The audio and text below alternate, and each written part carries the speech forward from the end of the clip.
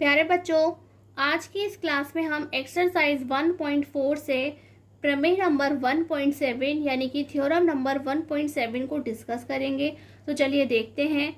मान लीजिए x is equal to P upon Q, यानी कि let x is equal to P upon Q, जहाँ p और q सह अभाज्य संख्याएं हैं, यानी कि p और q क्या है, को प्राइम नंबर्स हैं। एक परिमेय संख्या इस प्रकार की है कि q का अभाज्य गुणनखंड, यानी कि अगर हम q के फैक्टर करते हैं तो वहां पर वह 2 की पावर n यानी कि 5 टू दी पावर n की फॉर्म में देखने को नहीं मिलते हैं। क्या है कि वह उनका रूप नहीं है जहां पर n और m की वैल्यू क्या है, ऋणोत्तर पूर्णांक है। वह क्या है, नॉन नेगेटिव्स हैं। क्या है, नॉन नेगेटिव है, यानी कि वहां पे इनकी जो वैल्यू है नेगेटिव इंटीजर्स को छोड़ करके बाकी सभी है, यानी कि हम 0, 1, 2, 3, 4 इस तरह के नंबर्स को क्या कहेंगे, n के रूप में लिख सकते हैं। लेकिन वहां पर इनके जो गुणनखंड हैं वह इस रूप में देखने को नहीं मिलते हैं।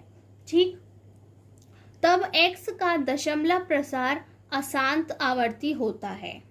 क्या होता है कि जब हम उसको सॉल्व करते हैं, यानी कि q से p को डिवाइड करते हैं, तो वहां पर वह कैसा मिलता है, नॉन टर्मिनेटिंग रिपीटिंग। क्या मिलता है, नॉन टर्मिनेटिंग और रिपीटिंग मिलता है, यानी कि आप उसे सॉल्व करते ही रहते हैं, वह खत्म ही नहीं होता है, कभी खत्म ही नहीं होता है, और कभी वह बार बार रिपीट ही होता रहता है, और जब रिपीट होता है तब भी वह समाप्त नहीं होता है।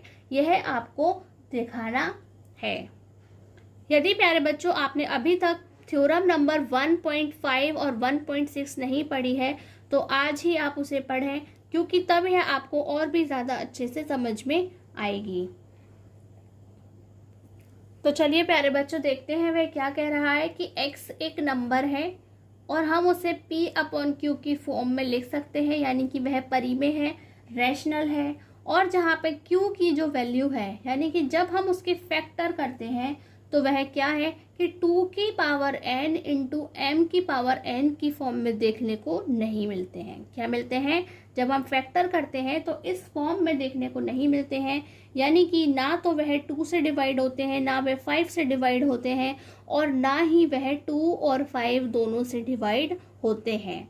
ठीक प्यारे बच्चों, वहां पर तो इनके साथ आपको, यदि ये मौजूद हैं तब भी इनके साथ यहाँ पे दूसरे फैक्टर, जैसे 3 साथ में हो सकता है, 7 हो सकता है, 11 हो सकता है, 13 हो सकता है, इस तरह के दूसरे नंबर्स आपको साथ में देखने को मिल जाते हैं। तो वहां पर जो p और q है वह आपको सॉल्व करने पे क्या मिलेंगे, नॉन टर्मिनेटिंग। क्या मिलेंगे, नॉन टर्मिनेटिंग आपको देखने को वह मिल जाते हैं। इसका मीनिंग क्या है कि वह अशांत है, यानी कि जब हम उन्हें सॉल्व करते हैं, हम q से p को डिवाइड करते हैं तो वह कभी भी पूरी कंप्लीटली सॉल्व नहीं होते हैं, यानी कि वहाँ पे क्वेश्चन लंबा लंबा चलता ही रहता है, समाप्त नहीं होता है। और जो समाप्त नहीं हो रहा है इट मीन्स कि वह शांत नहीं हो रहा है, वह अशांत है। इंग्लिश में कहते हैं कि वह नॉन टर्मिनेटिंग है, यानी कि वह टर्मिनेट ही नहीं हो रहा है, ख़त्म ही नहीं हो रहा है। तो इसे समझाने के लिए हम कुछ एग्जाम्पल्स की हेल्प लेते हैं। तो प्यारे बच्चों इसके यहाँ पर हम बहुत सारे एग्जाम्पल्स आपको बता सकते हैं, जैसे कि 1/3, 1/7, 1/11, 1/13, 1/17, 1/19। ठीक है प्यारे बच्चों, तो आप इन्हें तो देख के सिंपली ही कह सकते हैं कि यहाँ पे कहीं भी फैक्टर करने पे कभी भी 2 की पावर n और 5 की पावर m नहीं आएगा। फिर भी हम यहाँ पर इस एक क्वेश्चन को आपको सॉल्व करके दिखाएंगे और एक एग्जाम्पल और लेते हैं जिसके हमें फैक्टर करने हो। ठीक है प्यारे बच्चों, तो हम यहाँ पर एक नंबर और लेते हैं, तो वह क्या लेते हैं, हम यहाँ पर एक एग्जाम्पल लेते हैं, जैसे कि 64/455। क्या है, तो हम आपको एक ये वाला सिंपल वाला और एक ये जो आपको एक बड़ा सा एग्जाम्पल दिख रहा है, ये हम आपको सॉल्व करके दिखाएंगे जिससे कि आपको इजीली समझ में आ जाए। चलिए, तो हमने 3 से 1 को जब डिवाइड करते हैं तो आप देख सकते हैं कि हमें यहाँ पे डेसिमल लेना होगा, यानी कि दशमलव लगाना होगा। देन आपने देखा कि हम 3 टाइम्स ही पढ़ सकते हैं, 9 आएगा। फिर 1 बचेगा, फिर हम 0 लगा सकते हैं, फिर हम 3 टाइम्स पढ़ेंगे। तो इस तरह से यहाँ पे बार बार क्या आता रहेगा, 1 बचता रहेगा। उसकी वजह से हम सिर्फ हर बार 3 टाइम्स पढ़ते जाएंगे। तो जो हमारा P अपॉन Q है, क्या है, यहाँ पर जो P अपॉन Q 1/3 है, वह सॉल्व करने पे किस तरीके का है कि वहाँ पर बार बार 3 रिपीट हो रहा है, लेकिन क्वेश्चन सॉल्व नहीं हो रहा है। तो जब कोई चीज़ बार बार रिपीट हो रही है तो हम उस पर परमानेंट एक बार लगा देते हैं, यानी कि इस तरह से हम यहाँ पर डैश लगा देते हैं और उससे हमें पता चलता है कि ये जो नंबर है वह बार बार रिपीट हो रहा है। क्या पहचान है कि ये जो नंबर है वह बार बार रिपीट हो रहा है। अगर किसी जगह पे 2 नंबर्स बार बार रिपीट होते हैं, मान लीजिए कि यहाँ पर 6 और 2 आ रहा है, देन अगेन 6 2 आ रहा है, फिर 6 2 आ रहा है, तो हम उसे क्या लिखेंगे, 0.62 और उसके ऊपर एक बार लगा देंगे। बार हमें ये बताएगा कि बार बार 6 और 2 ही आता है, कुछ और नहीं आता है। अगर वहाँ पर बार बार 3 डिजिट्स लगातार बार बार आते हैं, जैसे कि मान लीजिए यहाँ पे 0.432 आता, क्या था, 0.432 यहाँ पर आता, देन फिर से 432 आता, फिर से 432 आता और कुछ आता ही नहीं, तो हम उसे कैसे लिखते, 0.432 और उसके ऊपर बार लगा देते। तो जब भी आपके पास में कोई एक नंबर, 2 नंबर या कितने ही नंबर सेम स्टाइल से रिपीट होते हैं, तो हम उनके ऊपर क्या लगा देते हैं, बार लगा देते हैं। ठीक है प्यारे बच्चों, यह निशानी है इस बात की कि ये सॉल्व नहीं हो रहा है। नेक्स्ट देखते हैं प्यारे बच्चों, जो कि हमारा एक बड़ा सा एग्जाम्पल है। तो वह क्या है, हम उसे P अपॉन Q की फॉर्म में लिख रहे हैं। तो वह 64/455 है। क्या है, वह 455 है। तो हम आपको उसके फैक्टर करवा देते हैं कि 455 के अगर हम फैक्टर करते हैं तो वह क्या आएंगे। तो चलिए देख लेते हैं कि अगर हम 455 के फैक्टर करते हैं, कि हम 5 से स्टार्ट कर रहे हैं, तो ये हो जाएगा 5 9 जा यानी कि 9 पंजे 45, 5 1 जा 5 यानी कि 5 एकम 5। देन हम क्या करेंगे, हम यहाँ पे 7 का टेबल पढ़ेंगे। तो ये हो जाएगा 7 1 जा 7 यानी कि 7 एकम 7, हमारे पास 2 बचे, 2 बन गया 21। तो 7 3 जा 21 यानी कि 7 या 21। देन 13 की टेबल के लिए हमें 13 ही लिखना होता है। तो इस तरह से जो इसके फैक्टर है वह 5 × 7 × 13 है, यानी कि वह 2 की पावर n और 5 टू दी पावर n की फॉर्म में नहीं है। तो क्या वह नॉन टर्मिनेटिंग होंगे, क्या वह अशांत होंगे, तो हमें चेक करना पड़ेगा। हमें 455 से 64 को डिवाइड करना होगा। क्या करना होगा, 455 से हमें 64 को डिवाइड करके चेक करना पड़ेगा क्या वह कम्प्लीटली सॉल्व होता है या वह कम्प्लीटली सॉल्व नहीं होता है।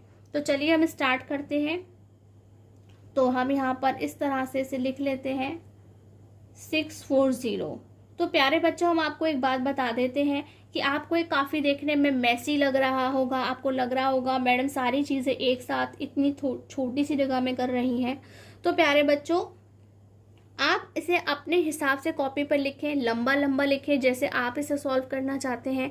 लेकिन हम आपको एक ही स्क्रीन के अंदर, यानी कि एक बार की स्क्रीन के अंदर सारी चीज़ों को सॉल्व करना दिखाना चाहते हैं, इसलिए हमें इस तरीके से अपने काम को करना होता है। तो चलिए हम देखते हैं कि 64 के लिए नहीं जाएगा। इट मीन्स कि हमने 0 के बाद में एक पॉइंट लगाना होगा, डेसिमल लगाना होगा। उसकी वजह से हमें यहाँ पे क्या मिल जाती है, 0 मिल जाती है। और अब हम जब इसे पढ़ेंगे तो ये कितने टाइम्स जाएगा, 1 टाइम्स जाएगा, यानी कि 455 टाइम्स। अब हम क्या करेंगे, इसे माइनस करेंगे। तो ये क्या बचेगा, यहाँ पे बचेगा 5, यहाँ पे बचेगा हमारा 8 और यहाँ बचेगा 1। देन हम फिर से 0 लिख सकते हैं। अब प्यारे बच्चों, यह 4 टाइम्स जाता है। कितने टाइम्स जाता है, 4 टाइम्स। जब हम इसकी टेबल पढ़ते हैं तो वह 1820 आता है। क्या आता है, 1820 आता है। और अब हम इसे डिवाइड करेंगे तो हमारे पास 30 बचता है। तो जब 30 बचेगा तो हम यहाँ पे एक डेसिमल लिख सकते हैं। लेकिन अब भी प्यारे बच्चों क्या है, 300 छोटा है 455 से, यानी कि एक बार भी टेबल नहीं पढ़ सकते हैं। तो हम यहाँ 0 लिखेंगे कि 0 टाइम्स टेबल पढ़ा हमने। देन हम फिर से एक 0 अप्लाई कर सकते हैं। और अब की बार प्यारे बच्चों ये 6 टाइम्स जाता है। कितने टाइम्स जाता है, यह यहाँ पर 6 टाइम आपको देखने को मिल जाता है। और अब जब हम इसे डिवाइड करते हैं तो हमारे पास यहाँ पे ये इतना बचता है। देन हम फिर से 0 लेंगे। तो प्यारे बच्चों अब देख सकते हैं कि ये सॉल्व नहीं हो रहा है। अगर मैं अभी 5-6 टाइम्स और भी डिवाइड करूँगी तब भी यह सॉल्व होना बंद नहीं होगा। तो यह क्या है, आप चाहे तो इसे आगे तक और भी सॉल्व कर सकते हैं। तो आपको क्या देखने को मिलेगा प्यारे बच्चों, तो अगर फैक्टर में आपको प्यारे बच्चों 2 की पावर n और 5 टू दी पावर n की फॉर्म m की फॉर्म देखने को नहीं मिल रही है, वहाँ पर उसके साथ में दूसरे फैक्टर्स देखने को मिल रहे हैं, इट मीन्स कि वह कभी भी सॉल्व नहीं होगा, वह कंप्लीटली सॉल्व नहीं होगा। वो क्या बन जाएगा, नॉन टर्मिनेटिंग कहलाएगा। क्या कहलाएगा, वह नॉन टर्मिनेटिंग यानी कि वह अशांत कहलाता है। आज की थ्योरम में हमें यही प्रूव करना था। तो प्यारे बच्चों, हमारी जो एक्सरसाइज 1.4 है वह हमारी थ्योरम नंबर 1.5, 1.6 और 1.7 पर बेस्ड है। इसलिए आपको तीनों थ्योरम्स को बहुत अच्छे से प्रैक्टिस करनी है, उनके एग्जाम्पल्स को ठीक से समझना है, तभी आप एक्सरसाइज 1.4 को कर पाएंगे। यदि अभी भी आपको कोई डाउट है तो आप हमसे कमेंट बॉक्स में पूछ सकते हैं। आज की क्लास में बस इतना ही। नमस्कार, धन्यवाद।